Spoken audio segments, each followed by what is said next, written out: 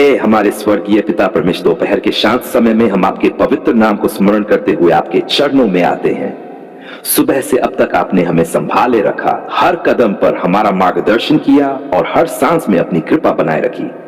इसलिए सबसे पहले हम आपका धन्यवाद करते हैं कि आपने हमें इस समय तक सुरक्षित रखा, हमारी आवश्यकताओं की पूर्ति की और हमारे जीवन में अपनी उपस्थिति बनाए रखी। पिता परमेश्वर, दोपहर का यह समय हमारे लिए ठहरने का समय है, सोचने का समय है और आपको याद करने का समय है। इस व्यस्त दिनचर्या के बीच हम अपने मन को शांत करते हैं और अपने हृदय को आपके सामने खोलते हैं। जहां थकान है वहां आप विश्राम दें, जहां उलझन है वहां आप स्पष्टता दें, जहां चिंता है वहां आप अपनी शांति भर दें। हे प्रभु यीशु, आपने कहा है कि जो थके और बोझ से दबे हैं वे आपके पास आएं और आप उन्हें विश्राम देंगे। आज इस दोपहर हम अपने सारे बोझ आपके चरणों में रखते हैं।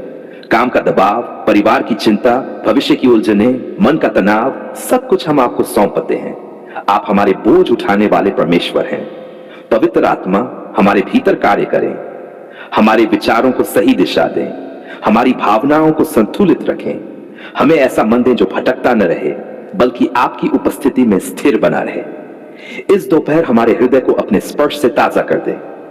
पिता परमेश्वर, जो भाई बहन इस समय काम पर हैं, कार्यालय में हैं, खेतों में हैं, दुकानों में हैं, फैक्ट्रियों में हैं, घरों में काम कर रहे हैं, उन सभी को आप सामर्थ्य दें, उनके हाथों के काम को आशीष दें, उन्हें ईमानदारी, समझ और धैर्य प्रदान करें, उनके प्रयास व्यर्थ न जाने दें।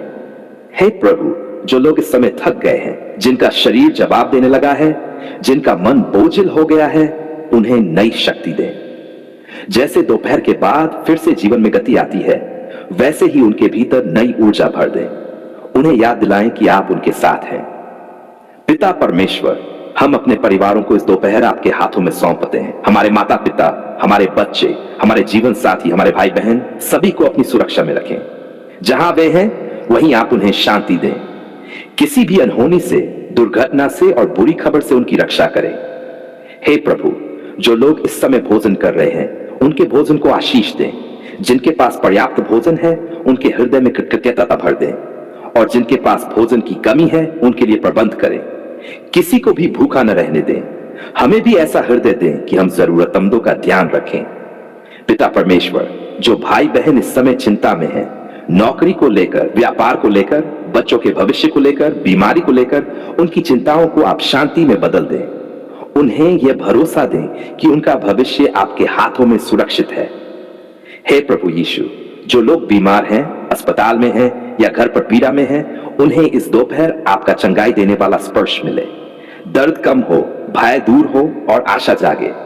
डॉक्टरों और देखभाल करने वालों को भी बुद्धि और करुणा दें। पिता परमेश्वर, जो विद्यार्थी इस समय पढ़ाई में लगे हैं, परीक्षा की तैयारी कर रहे हैं, उन्हें एकाग्रता दें। उनका मन भटकने न पाए। उन्हें समझ, याददाश्त और आत्मविश्वास दें। उनकी मेहनत का फल सही समय पर दिखाई दे। हे प्रभु, हम इस दोपहर अपने मन की रक्षा के लिए प्रार्थना करते हैं। हर नकारात्मक विचार, हर निराशा, हर क्रोध और हर असंतोष को हम आपके सामने छोड़ते हैं। हमें ऐसा मन दें जो शांत रहे, नम्र रहे और प्रेम से भरा रहे। पवित्र आत्मा, हमें क्षमा करने की सामर्थ्य दें। यदि किसी ने हमें दुख पहुंचाया हो तो हमें कड़वाहट में न रहने दें।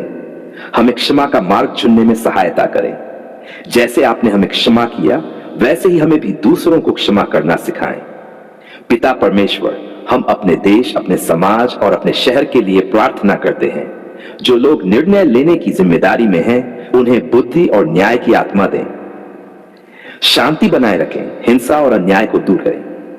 हे प्रभु, जो लोग अकेलेपन से जूझ रहे हैं, जिनसे कोई बात करने वाला नहीं है, उन्हें अपनी निकटता का एहसास कराएं। उन्हें यह जानने दें कि वे अकेले नहीं हैं, आप उनके साथ हैं। पिता परमेश्वर, हम इस दोपहर अपने बीते समय के लिए भी धन्यवाद करते हैं। सुबह से अब तक आपने जो आशीष दी, जो सुरक्षा दी, जो मार्गदर्शन दिया, उसके लिए हम कृतज्ञ हैं। यदि कहीं हमने गलती की हो, गलत शब्द बोले हो या गलत सोच रखी हो तो हमें क्षमा करें और हमें सुधारें। हे प्रभु, आने वाले घंटों को भी हम आपके हाथों में सौंपते हैं। जो काम अधूरे हैं उन्हें पूरा करने की सामर्थ्य दें। जो निर्णय बाकी है उनमें हमें सही दिशा दिखाएं। हमें जल्दबाजी से बचाएं और समझदारी से चलना सिखाएं। पिता परमेश्वर, हम ये भी प्रार्थना करते हैं कि इस दोपहर हमारा जीवन दूसरों के लिए आशीष बने। हमारे शब्द किसी को ठेस न पहुंचाएं, बल्कि हौसला दें। हमारे काम किसी को नुकसान न दें, बल्कि लाभ पहुंचाएं। हे प्रभु यीशु, हमें नम्रता में बनाए रखें। सफलता मिले तो घमंड न आए, कठिनाई आए तो विश्वास न डगमगाए। हर परिस्थिति में हम आपका धन्यवाद करना सीखें। पिता परमेश्वर, हम अपने हृदय को आपकी शांति से भरने के लिए धन्यवाद करते हैं। यह शांति परिस्थितियों पर निर्भर नहीं है, बल्कि आपकी उपस्थिति से आती है। इस शांति को हमारे भीतर स्थिर रहने दें। हे प्रभु, जब दिन आगे बढ़े और थकान फिर आए, तब हमें यह याद दिलाना कि आपने हमें पहले भी संभाला है और आगे भी संभालेंगे। हमारा भरोसा अपने बल पर नहीं, बल्कि आपकी सामर्थ पर बना रहे। पिता परमेश्वर, इस दोपहर के लिए हम आपको आदर, महिमा और धन्यवाद देते हैं। हमारा जीवन आपकी गवाही बने। हमारा हर पल आपकी इच्छा के अनुसार हो। जब हम जीवन का पेड़ शब्द सुनते हैं, तो यह केवल एक पेड़ या वनस्पति की बात नहीं करता, बल्कि यह जीवन, आशा, आशीष, चंगाई और परमेश्वर के साथ संबंध का गहरा प्रतीक है। जीवन का पेड़ एक ऐसा चिन्ह है जो हमें बताता है कि सच्चा जीवन कहां से आता है, किसमें स्थिर रहता है और किससे पोषित होता है। जीवन का पेड़ सबसे पहले हमें पवित्र शास्त्र में दिखाई देता है। यह कोई साधारण पेड़ नहीं था, बल्कि वह पेड़ था जिसे परमेश्वर ने स्वयं मनुष्य के जीवन के केंद्र में रखा। यह इस बात का प्रतीक था कि जीवन का स्रोत परमेश्वर स्वयं है। जब तक मनुष्य परमेश्वर के साथ जुड़ा रहा, तब तक जीवन में पूर्णता, शांति और आनंद बना रहा। जीवन का पेड़ उस जीवन को दर्शाता है जो केवल सांस लेने तक सीमित नहीं है, बल्कि वह जीवन जो उद्देश्य, अर्थ और आशा से भरा हुआ है। यह ऐसा जीवन है जो केवल आज तक सीमित नहीं रहता, बल्कि अनंत तक फैला हुआ होता है। इसलिए जीवन का पेड़ हमें यह सिखाता है कि सच्चा जीवन केवल भौतिक उपलब्धियों से नहीं, बल्कि आत्मिक जुड़ाव से मिलता है।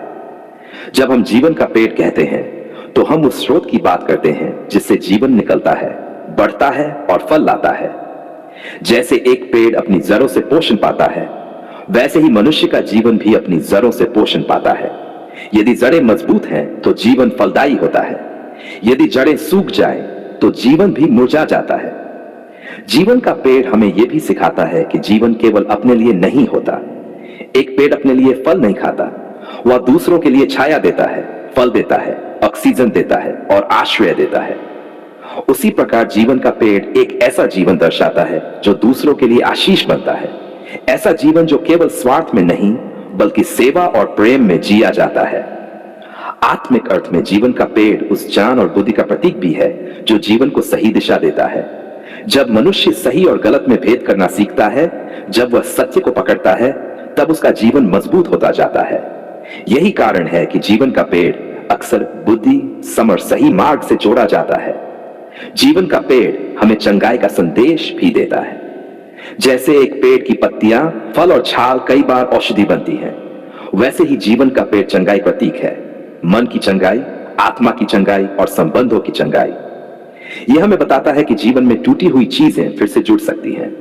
जब हम अपने दैनिक जीवन में जिनके पेड़ की बात करते हैं, तो इसका अर्थ होता है ऐसा जीवन जीना जो मजबूत हो, स्थिर हो और फल देने वाला हो। ऐसा जीवन जो कठिनाइयों में भी खड़ा रहे, आंधी आए, तूफान आए, लेकिन जड़ें इतनी गहरी हो कि जीवन डगमगाए नहीं। जीवन का पेड़ यह भी सिखाता है कि जीवन में बढ़ोतरी धीरे धीरे होती है। एक पेड़ एक दिन में बड़ा नहीं हो जाता, उसे समय लगता है, धैर्य लगता है, देखभाल लगती है। उसी प्रकार आत्मिक और मानसिक जीवन भी समय के साथ परिपक्व होता है। जल्दीबाजी में मजबूत जीवन नहीं बनता। जीवन का पेड़ आशा का प्रतीक भी है। सूखे मौसम में भी एक पेड़ हमें यह भरोसा देता है कि फिर से हरियाली आएगी। उसी प्रकार जीवन का पेड़ हमें यह याद दिलाता है कि चाहे परिस्थितियां कितनी भी कठिन क्यों न हो, जीवन समाप्त नहीं हुआ है। फिर से नई शुरुआत संभव है। कई बार मनुष्य अपने जीवन में खुद को सूखा हुआ, थका हुआ और खाली महसूस करता है। ऐसे समय में जीवन का पेड़ हमें बुलाता है कि हम फिर से उस स्रोत से जुड़े जहां से जीवन बहता है। जब हम उस स्रोत से जुड़ते हैं, तो हमारे भीतर फिर से शांति, आनंद और सामर्थ्य लौट आती है। जीवन का पेड़ हमें यह भी सिखाता है कि जीवन में संतुलन आवश्यक है। एक पेड़ की जड़ें नीचे होती हैं, तना बीच में होता है और शाखाएं ऊपर फैलती हैं। उसी प्रकार जीवन में भी जड़ें यानी मूल्य, तना यानी चरित्र और शाखाएं यानी कार्य, सबका संतुलन जरूरी है। यदि इनमें से कोई एक कमजोर हो जाए तो जीवन असंतुलित हो जाता है। आधुनिक जीवन में जीवन का पेड़ हमें रुकने और सोचने का संदेश देता है। तेज दौड़, तनाव और तुलना के बीच ये हमें याद दिलाता है कि जीवन केवल दौड़ने का नाम नहीं है, बल्कि बढ़ने का नाम है, गहराई से जीने का नाम है। जीवन का पेड़ यह भी बताता है कि जीवन का असली मूल्य बाहरी दिखावे में नहीं, बल्कि अंदर की मजबूती में होता है। एक पेड़ बाहर से साधारण दिख सकता है, लेकिन उसकी असली ताकत जमीन के नीचे होती है। उसी प्रकार मनुष्य की असली शक्ति भी उसके भीतर होती है, उसके विश्वास, उसके धैर्य और उसके प्रेम में। जब जीवन का पेड़ फल लाता है तो वह केवल अपने लिए नहीं, बल्कि दूसरों के लिए भी आनंद का कारण बनता है। उसी प्रकार जब मनुष्य का जीवन फलदायी होता है तो उसका प्रभाव दूसरों पर भी पड़ता है।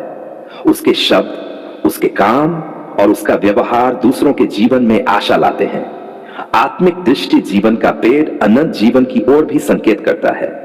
यह हमें बताता है कि यह जीवन यहीं तक सीमित नहीं है। जीवन का उद्देश्य केवल जन्म और मृत्यु के बीच का समय नहीं है, बल्कि उससे आगे भी एक आशा है, एक भविष्य है।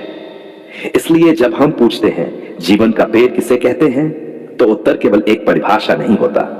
जीवन का पेड़ एक संदेश है। यह हमें सिखाता है कि जीवन कहां से आता है, कैसे बढ़ता है और किस लिए जिया जाता है। जीवन का पेड़ वह जीवन है जो स्रोत से जुड़ा हो। जीवन का पेड़ वह जीवन है जो फलदायी हो। जीवन का पेड़ वह जीवन है जो दूसरों के लिए आशीष बने। जीवन का पेड़ वह जीवन है जो कठिनाइयों में भी खड़ा रहे। और अंत में जीवन का पेड़ हमें यह याद दिलाता है कि जब तक हम सही स्रोत से जुड़े रहते हैं, तब तक जीवन सूखता नहीं है। चाहे मौसम बदल जाए, चाहे परिस्थितियां बदल जाए, जीवन फिर भी हरा भरा बना रहता है। जब हम मृत्यु का पेड़ शब्द सुनते हैं तो यह केवल शारीरिक मृत्यु या किसी पेड़ की बात नहीं करता, बल्कि यह एक गहरे आत्मिक और नैतिक सत्य की ओर संकेत करता है। मृत्यु का पेड़ वह प्रतीक है जो जीवन से अलगाव, गलत चुनाव, अवज्ञा, पाप और उसके परिणामों को दर्शाता है।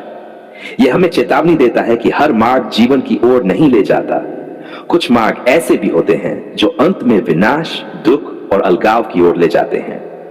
आत्मिक अर्थ में मृत्यु का पेड़ उस मार्ग का प्रतीक है जहां मनुष्य परमेश्वर की इच्छा के विरुद्ध अपने जान, अपनी समझ और अपनी इच्छा को सर्वोच्च मान लेता है। यह वह स्थिति है जहां मनुष्य यह सोचने लगता है कि वह स्वयं ही सही और गलत का निर्णय कर सकता है, बिना अपने सृजनहार से जुड़े हुए। यही अलगाव धीरे धीरे मृत्यु की ओर ले जाता है।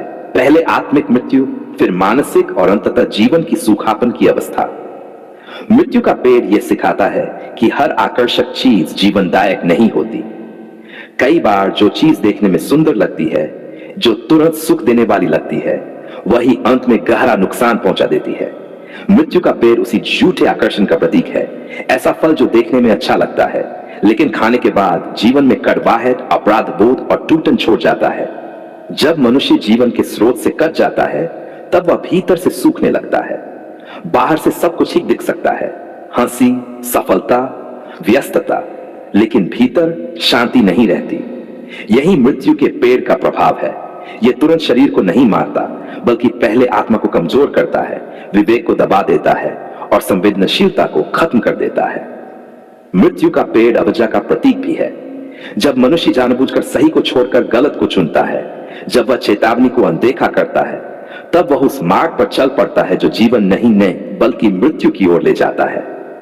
यह मृत्यु हमेशा तुरंत दिखाई नहीं देती, लेकिन उसका प्रभाव धीरे धीरे जीवन के हर क्षेत्र में फैलने लगता है। यह पेड़ हमें यह भी सिखाता है कि गलत जान कितना खतरनाक हो सकता है। ऐसा जान जो विनम्रता नहीं सिखाता, बल्कि घमंड पैदा करता है। ऐसा जान जो परमेश्वर पर निर्भर रहने के बजाय मनुष्य को स्वयं को ही ईश्वर समझने की ओर ले जाता है। यही जान अंत में मनुष्य को अकेला, भयभीत और खाली छोड़ देता है। मृत्यु का पेड़ केवल पाप का प्रतीक नहीं है, बल्कि उसके परिणामों का भी प्रतीक है। पाप हमेशा वादा करता है कि वह स्वतंत्रता देगा, आनंद देगा, लेकिन अंत में वह दास्ता, शर्म और टूटे संबंध देता है। मृत्यु का पेड़ हमें यह याद दिलाता है कि हर गलत चुनाव का एक मूल्य होता है, और वह मूल्य अक्सर बहुत भारी होता है। मानसिक और भावनात्मक स्तर पर भी मृत्यु का पेड़ दिखाई देता है। जब मनुष्य निरंतर नकारात्मक सोच में रहता है, जब वह कड़वाहट, घृणा, ईर्ष्या और बदले की भावना को पालता है, तब वह अपने भीतर मृत्यु के बीज बोता है। धीरे धीरे उसका मन कठोर हो जाता है, उसका हृदय बंद हो जाता है और उसका जीवन आनंद से खाली हो जाता है। मृत्यु का पेड़ रिश्तों में भी प्रकट होता है। जब अहंकार, झूठ, अविश्वास और स्वार्थ रिश्तों की जड़ में बैठ जाते हैं, तब वही रिश्ते जो जीवन देने वाले होने चाहिए थे, दर्द और टूटन का कारण बन जाते हैं। यह भी मृत्यु के पेड़ का ही एक रूप है, जहां प्रेम के स्थान पर नियंत्रण और सच्चाई के स्थान पर छल आ जाता है। आत्मिक दृष्टि से मृत्यु का पेड़ परमेश्वर से दूरी का प्रतीक है। जैसे जैसे मनुष्य उस दूरी में बढ़ता है, वैसे वैसे जीवन की गर्मी ठंडी पड़ने लगती है, प्रार्थना बोझ लगने लगती है, सत्य कड़वा लगने लगता है और गलत चीजें सामान्य दिखने लगती हैं। यह अवस्था अचानक नहीं आती, बल्कि धीरे धीरे आती है। मृत्यु का पेड़ हमें चेतावनी देता है कि स्वतंत्रता का अर्थ सीमा रहित जीवन नहीं है। जैसे सड़क पर नियम न हो तो दुर्घटना निश्चित है, वैसे ही जीवन में भी नैतिक और आत्मिक सीमाएं न हो तो विनाश निश्चित है। मृत्यु का पेड़ उस सीमाहीनता का प्रतीक है जो अंत में जीवन को नष्ट कर देती है। यह पेड़ यह भी बताता है कि मनुष्य अकेले सही और गलत का अंतिम निर्णयकर्ता नहीं हो सकता। जब वह स्वयं को ही मापदंड बना लेता है, तब वह धीरे धीरे अंधेपन की ओर बढ़ता है। यही अंधापन आत्मिक मृत्यु की शुरुआत है। फिर भी मृत्यु के पेड़ का संदेश केवल डराने के लिए नहीं है, बल्कि चेताने के लिए है। यह हमें रुककर सोचने का अवसर देता है। यह हमें यह दिखाता है कि किस दिशा में जाना जीवन देता है और किस दिशा में जाना विनाश लाता है। यह हमें चुनने का अवसर देता है, जीवन या मृत्यु। मृत्यु का पेड़ यह भी सिखाता है कि हर गिरावट अंतिम नहीं होती। यद्यपि इसके परिणाम कठोर होते हैं, फिर भी पश्चाताप, नम्रता और सही मार्ग की ओर लौटने से जीवन फिर से बहाल हो सकता है। यह हमें यह याद दिलाता है कि चेतावनी को समझना ही बुद्धिमानी है। जब मनुष्य मृत्यु के पेड़ के फल को पहचान लेता है, उसकी कड़वाहट, उसका खालीपन, उसका दर्द, तब वह जीवन के पेड़ की ओर मुड़ने लगता है। यही समझ परिवर्तन की शुरुआत होती है। इसलिए जब हम पूछते हैं मृत्यु का पेड़ किसे कहते हैं, तो उत्तर केवल एक धार्मिक परिभाषा नहीं है। यह जीवन का आईना है। यह हमें हमारे चुनावों, हमारे मार्गों और हमारे परिणामों पर सोचने के लिए आमंत्रित करता है। मृत्यु का पेड़ वह मार्ग है जो जीवन के स्रोत से दूर ले जाता है। मृत्यु का पेड़ वह चुनाव है जो तुरंत सुख देता है, लेकिन स्थायी दुख लाता है। मृत्यु का पेड़ वह जान है जो घमंड पैदा करता है, विनम्रता नहीं। मृत्यु का पेड़ वह अलगाव है जो आत्मा को सूखा देता है। और अंत में मृत्यु का पेड़ हमें यह सिखाता है कि चेतावनी को सुनना ही जीवन है। सही समय पर मुड़ जाना ही बुद्धिमानी है, क्योंकि जहां जीवन का पेड़ आशा, चंगाई और अंतता देता है, वहीं मृत्यु का पेड़ हमें यह याद दिलाता है कि गलत दिशा में बढ़ते रहने का अंत केवल विनाश होता है। धन्यवाद पिता परमेश्वर, धन्यवाद कि आपने हमारी पुकार सुन ली। धन्यवाद कि जब हमारे शब्द टूट गए थे, तब भी आपने हमारे दिल की आवाज को पहचान लिया। धन्यवाद कि जब हमारी आंखों से आंसू बह रहे थे, तब आपने उन्हें व्यर्थ नहीं जाने दिया। धन्यवाद कि जब हमें लगा कि अब कोई रास्ता नहीं बचा, तब भी आप हमारे लिए मार्ग बनाते रहे। हे हमारे स्वर्गीय पिता, आज हम आपके सामने हाथ फैलाकर कुछ मांगने नहीं आए हैं, बल्कि झुके हुए हृदय और भरे हुए मन के साथ धन्यवाद कहने आए हैं। हम स्वीकार करते हैं कि यदि आप हमारे साथ न होते, तो हम आज यहां खड़े न होते। आपने हमें उन दिनों में भी थामे रखा जब हमें खुद पर भी भरोसा नहीं रहा। धन्यवाद पिता परमेश्वर कि आपने हमें टूटने नहीं दिया। धन्यवाद कि आपने हमें हार मानने नहीं दिया। धन्यवाद कि आपने हमें निराशा के अंधकार में डूबने नहीं दिया। आपने हर बार हमें उठाया, संभाला और आगे बढ़ने की हिम्मत दी। हे प्रभु, कई बार हमने रोते हुए आपसे कहा कि अब सहा नहीं जाता। कई बार हमने चुपचाप आ भरी क्योंकि बोलने की ताकत नहीं थी। लेकिन आज हम पूरे विश्वास के साथ कहते हैं, धन्यवाद पिता परमेश्वर, आपने हमारी पुकार सुन ली। जब लोगों ने हमें समझा नहीं, जब अपनों ने भी सवाल खड़े किए, जब समाज ने हमें कमजोर समझा, तब भी आप हमारे साथ खड़े रहे। धन्यवाद कि आपने हमें अकेला नहीं छोड़ा। पिता परमेश्वर, धन्यवाद उन रातों के लिए जब हम नींद में नहीं, चिंता में थे और आपने हमें अपनी शांति से ढक दिया। धन्यवाद उन सुबहों के लिए जब हम थके हुए उठे, लेकिन फिर भी आपने हमें नई ताकत दी। धन्यवाद प्रभु, हमारे जीवन की हर छोटी और बड़ी आशीष के लिए। धन्यवाद उस सांस के लिए जिसे हम अक्सर गिनते नहीं। धन्यवाद उस रोटी के लिए जो हमारी थाली में आती है। धन्यवाद उस छत के लिए जो हमारे सिर पर है। धन्यवाद उन वस्त्रों के लिए जो हमारे तन को ढकते हैं। हे पिता, हम ये भी स्वीकार करते हैं कि कई बार हमने शिकायत की, कई बार हमने आपके समय पर सवाल उठाए, कई बार हमने ये कहा कि आपने देर कर दी, इसके लिए हमें क्षमा करें। आज हम शिकायत नहीं, केवल धन्यवाद लेकर आए हैं। धन्यवाद पिता परमेश्वर कि आपने हमें कठिन परिस्थितियों से होकर गुजारा ताकि हम मजबूत बने। धन्यवाद उन संघर्षों के लिए जिन्होंने हमें सिखाया कि आप पर भरोसा कैसे किया जाता है। धन्यवाद उन इंतजार के समयों के लिए जिन्होंने हमारे विश्वास को परिपक्व किया। हे प्रभु यीशु, धन्यवाद आपके उस प्रेम के लिए जो किसी योग्यता पर आधारित नहीं है। धन्यवाद उस अनुग्रह के लिए जो हम योग्य न होते हुए भी हमें मिला। धन्यवाद उस कश्मा के लिए जिसने हमें नया जीवन दिया। पिता परमेश्वर, धन्यवाद कि आपने हमारी प्रार्थनाओं को सुना। कभी आपने तुरंत उत्तर दिया, कभी आपने हमें इंतजार करना सिखाया और कभी आपने हमें उससे भी बेहतर दिया जो हमने मांगा था। धन्यवाद प्रभु हमारे परिवार की रक्षा करने के लिए। धन्यवाद हमारे घर में शांति बनाए रखने के लिए। धन्यवाद बीमारी में चंगाई देने के लिए। धन्यवाद संकट में सहारा बनने के लिए। हे प्रभु, धन्यवाद उन लोगों के लिए जिन्हें आपने सही समय पर हमारे जीवन में भेजा, जो हमारी कमजोरी में हमारे साथ खड़े रहे, जो हमारे आंसुओं के समय हमें समझ सके, जो हमारे लिए आशीष बने। धन्यवाद पिता परमेश्वर कि आपने हमें कभी शर्मिंदा नहीं किया।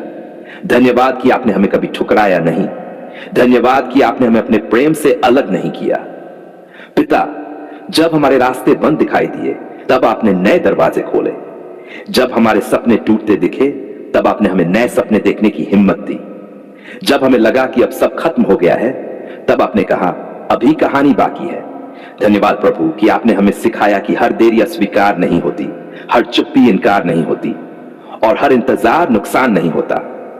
हे पिता परमेश्वर, धन्यवाद उन आशीषों के लिए जो हमें दिखाई दे रही हैं और धन्यवाद उन आशीषों के लिए भी जो अभी दिखाई नहीं दे रही लेकिन रास्ते में हैं। धन्यवाद कि आपने हमें डर के बजाय विश्वास चुना सिखाया, घबराहट के बजाय शांति चुना सिखाया, निराशा के बजाय आशा चुना सिखाया। पिता परमेश्वर, आज हम अपने आने वाले दिनों के लिए भी धन्यवाद करते हैं। धन्यवाद उस भविष्य के लिए जो आपके हाथों में सुरक्षित है। धन्यवाद उन गवाहियों के लिए जो हमारे जीवन से निकलेंगी। हे प्रभु, हम चाहते हैं कि हमारा जीवन धन्यवाद की गवाही बने। हम आपकी महिमा करें, हमारे काम आपके प्रेम को दिखाएं और जब हम कभी कमजोर पड़े, फिर कभी टूट जाएं, फिर कभी रो पड़े, तो हमें यह याद दिलाना कि आपने पहले भी हमारी पुकार सुनी थी और आप फिर सुनेंगे। आज, कल और सदा हम पूरे विश्वास के साथ यही कहते रहेंगे, धन्यवाद पिता परमेश्वर, आपने हमारी पुकार सुन ली। हम ये सारी धन्यवाद की प्रार्थना पूरे आदर, प्रेम और कृतज्ञता के साथ प्रभु यीशु मसीह के नाम में अर्पित करते हैं। आमीन।